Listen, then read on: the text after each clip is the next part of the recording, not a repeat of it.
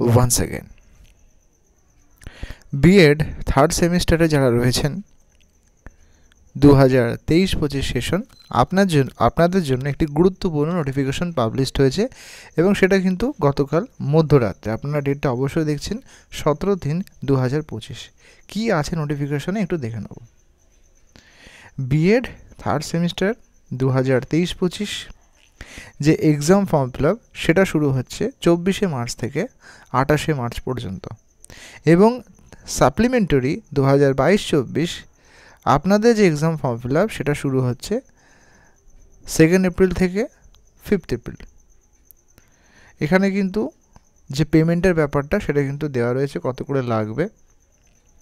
এবং একটা বিষয় কিন্তু অবশ্যই মনে রাখতে হবে যে এক্সাম ফর্ম ফিল আপটা চলছে কত দূর, মোটামুটি এপ্রিল মাসের ফার্স্ট উইক পর্যন্ত। দুটো সেমিস্টারকে কিন্তু আমি বলছি, তাহলে পরীক্ষা কবে হতে পারে। এখনও পর্যন্ত আপনাদের যেহেতু বলাই আছে মে মাসের দিকে পরীক্ষা হওয়ার সম্ভাবনা, মোটামুটি 15-20 দিন পর আপনাদের এক্সাম যে নোটিশ সেটা প্রকাশিত হয়।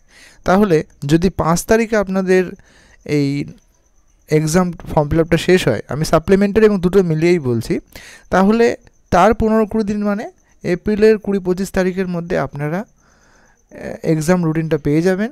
এবং তারপরে আরও কিছুদিন সময় দেওয়া হয়, 2 সপ্তাহ। তাহলে দেখা যাচ্ছে মে মাসের সেকেন্ড উইক বা থার্ড উইকের দিকে আপনাদের পরীক্ষা হবে, এবং তার 4-5 দিন আগেই কিন্তু আপনারা অ্যাডমিট কার্ডটা পেয়ে যাবেন।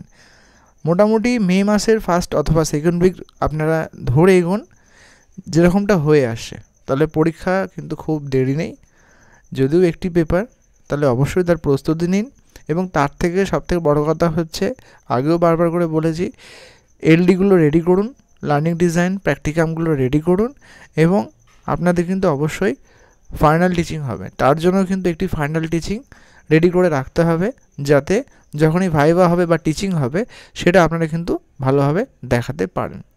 তাহলে অবশ্যই এটা মোটামুটি ধরেই নিতে হবে, ধরে নয়, একদম মোটামুটি শিওর যে আপনাদের পরীক্ষা কিন্তু এপ্রিলও নয় মে মাসেই হবে।